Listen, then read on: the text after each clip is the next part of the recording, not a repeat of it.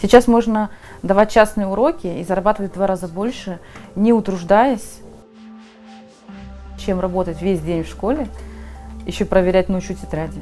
Это же вообще не жизнь.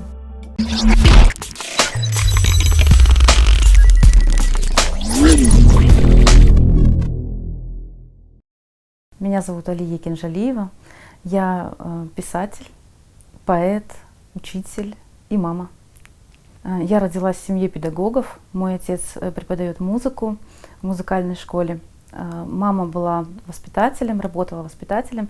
Сейчас она дома. И с детства, наверное, я сталкивалась с как музыкальными произведениями крымских татар, так и с различными стихотворениями, сказками, которые мама в детстве мне рассказывала. В детстве, наверное, не было такого осознания сразу, что я писатель или поэт, что я буду писать. Я просто все очень тонко чувствовала. Все, что я видела, я не выделяла себя в этом, не осознавала этого. Но все, что я понимала, для меня было ярко. И в какой-то момент, наверное, это переполнило меня. И мне захотелось это выплеснуть. Как это получилось в стихах? Может быть, потому что я не умела играть на каком-то инструменте. Самым доступным способом для меня оказалось слово. И мне первое стихотворение приснилось, может быть, как раз от эмоциональной переполненности. И вот я начала писать с 13 лет. У меня были какие-то тетради обычные, школьные, девчачьи, там, стихотворения записывала. Но нет, я не знала. Я хотела быть журналистом, работать в горячих точках. Вот. Что-то более активное, наверное, чем сидеть за столом. Это сейчас я изменила. Сейчас мне хочется сидеть на вершине горы, чтобы никого не было, в своем доме, одной в маленьком доме, за столом и писать. И вот это одно желание, которое, если говорить о деятельности, меня посещает. Мне было 2 года. И я запомнила длинную дорогу в степи, как мы с мамой идем. И она не кончается, такая длинная, и поля вокруг. И большой дом, по которому я катаюсь на 3-колесном велосипеде. Мебели, ничего нет. Еще, наверное, контейнер не приехал. Ну и все. Мы сначала приехали в степной Крым, как и все, жили в селе, а потом переехали в село, где мои предки жили, это Хураузен. Вот в Хураузене у меня место силы. Там я, конечно, себя ощущаю сильной, любящей свою землю. Там я наполняюсь. Раньше я писала через боль. Я почему-то, во-первых, это 44-й год, это, конечно, генетическая память, это боль всеобщая, и я ее очень сильно чувствовала. И я писала через вот эти ощущения страдания. Но какой-то перелом у меня наступил, я не знаю, то ли я понимаю, что нужно сейчас самосохраниться и терпеть, и ждать какого-то другого расцвета. Но сейчас я пишу через осознание, через поиск света и через желание радости. Вот. Буквально год, наверное, или может быть 2 года. Когда мне хочется уже не страдать, не плакать в стихах, а доказывать, утверждать, что все будет хорошо. Фериде, конечно, изменила все, то есть уже не такая активность, не так можешь быть свободна во всем. Но в то же время это, конечно, и изменение сознания тоже. И, может быть, она тоже причина тому, что я хочу больше света и хочу больше радости. И она для меня как символ вот, рождения нового, новой жизни, новой реальности. Как для меня, так и вообще, вот, может быть, даже для народа. Пусть громко сказано, но я так ощущаю. За год все изменилось. Теперь не хочется писать в негативе, хочется писать в позитиве. Я даже недавно написала поэму, называется «Насандых Хая». Она такая жизнеутверждающая, сказочная, о артефакте, который является собой силу крымско-татарского народа, и что эта сила спрятана в скале, в самой земле. То есть даже по моему творчеству можно уже отследить мои взгляды, они изменились. Педагогика — это, наверное, самая сложная деятельность, которую можно выбрать, а работать учителем в современности, я считаю, практически невозможно. Я бы не хотела для них такой участи. Но я уже уезжала еще до 2014 года. Уезжала не потому, что у меня были пессимистические, наоборот, мне хотелось там что-то увидеть. Я уехала учиться, вышла замуж. Теперь никогда, потому что это была добровольная ссылка. Так как я страдала без Крыма, я, наверное, понимаю всех, кто был в депортации. И 8 лет я прожила вдалеке. И нет, ни за что. Хоть я здесь лягу, умру, но я сделаю это здесь. Вот до такой степени.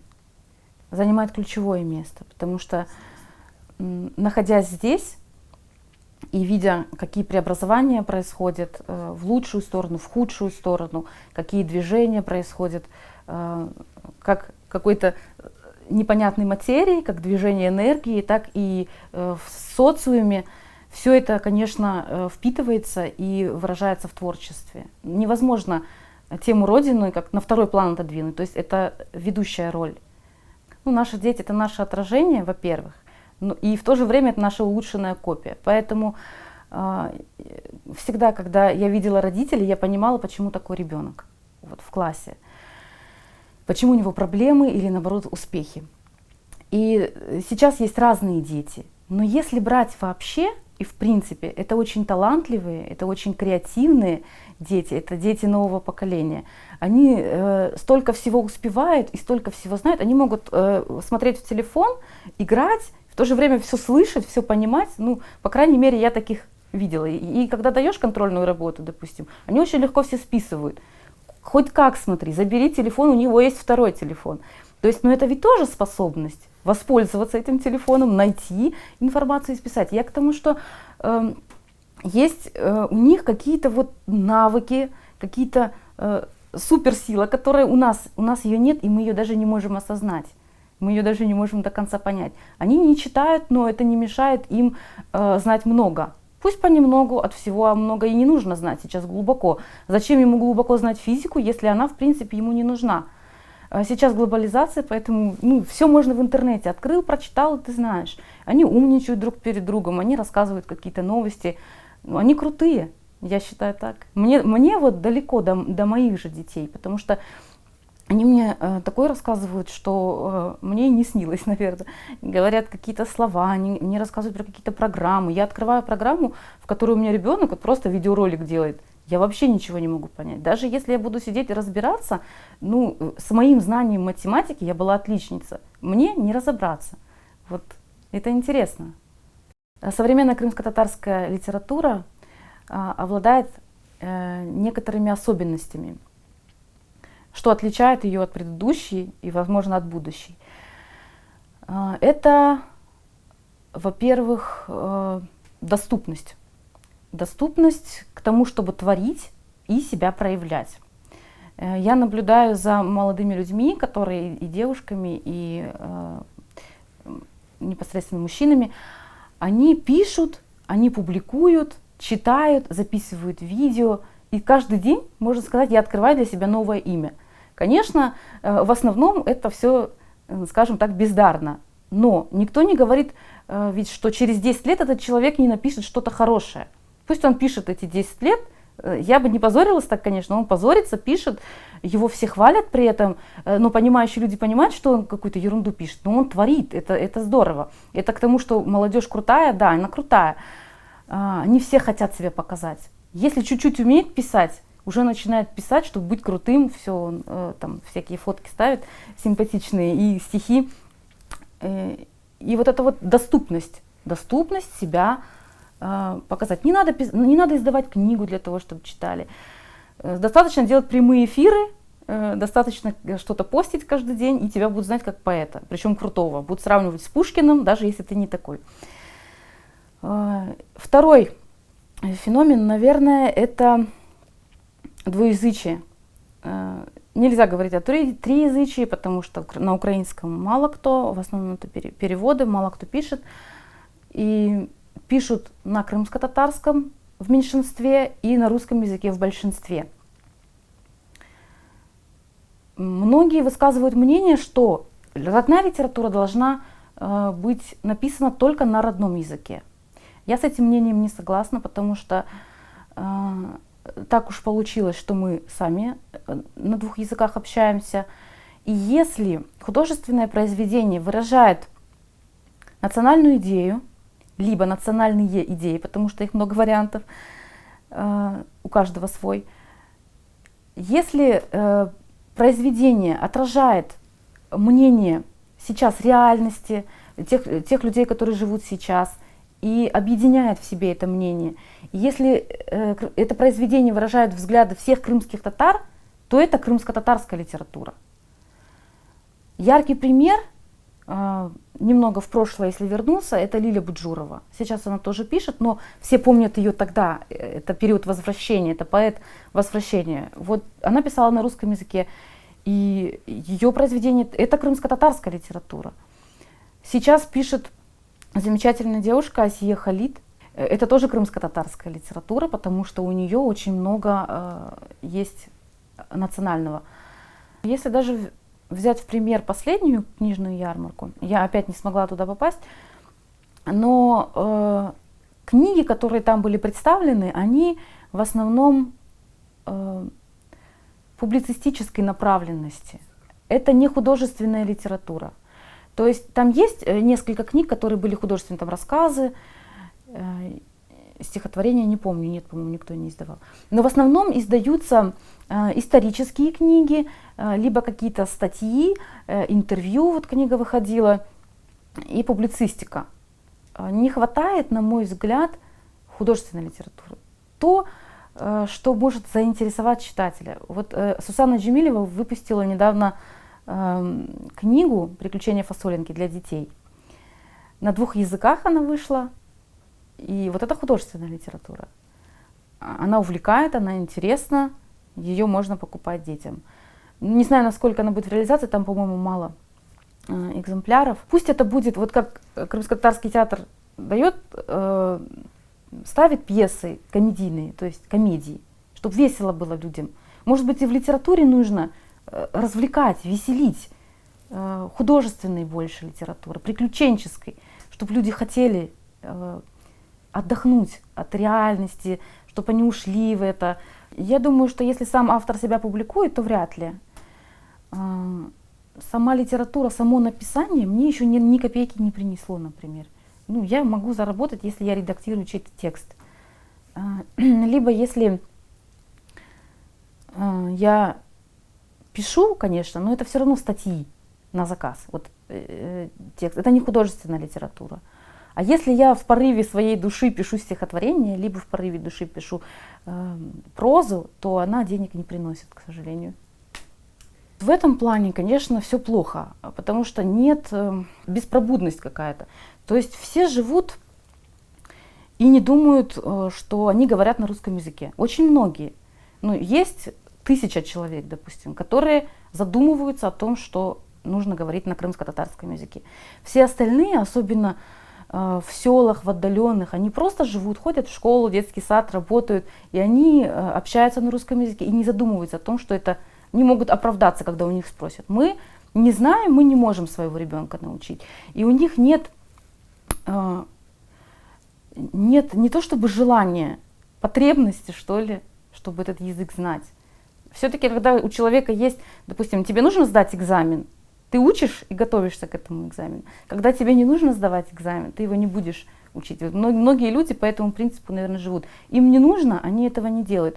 И осознанности вот такой национальной у многих нет, ее не хватает. Мне кажется, что если, конечно, каждый будет стараться, но не стараются, тут можно бесконечно призывать, говорить, показывать, издавать книги для детей. Их никто не будет покупать в том количестве, в котором могли бы покупать. Никто не будет подписываться на журнал или на газеты. Они не хотят. Я думаю, что еще раз вернусь вот к мысли, что если заставить, то человек делает. Вот если бы на государственном уровне нужно было заполнять документы, сдавать в школе вступительный какой-нибудь экзамен или выпускной на родном языке, человек бы сел, открыл книгу и выучил. Либо, может быть, я не знаю, там зарплата зависела от того, что ты на родном языке общаешься. То есть, конечно, мы возвращаемся к тому, что у нас нет государственности и нет института образования на крымско-татарском языке. Виноваты в этом люди, вот в том, что они не могут пробудиться, да, виноваты. А еще глобальнее, если взять исторические какие-то причины, то нет, не виноваты, конечно. Ну, во-первых, не бояться. Знаете два слова? Говорите два слова ребенку. Можно открыть Крым Джуниор, есть такой замечательный детский канал, и вместе с ребенком повторять слова. Выучили 10 слов за месяц, 20 слов, но это все равно хорошо. Не нужно себя оправдывать тем, что вы не знаете языка. Потому что все, что ребенок слышит, он это впитывает в себя. Просто включайте ему, не учите сами. Сделайте своему ребенку добро. Включите ему песни, включите ему стихотворение, даже самому маленькому. Это все на подсознании запишется и останется. Я думаю, что сейчас конец развязки и затишье перед расцветом, перед ренессансом, я не знаю, современным.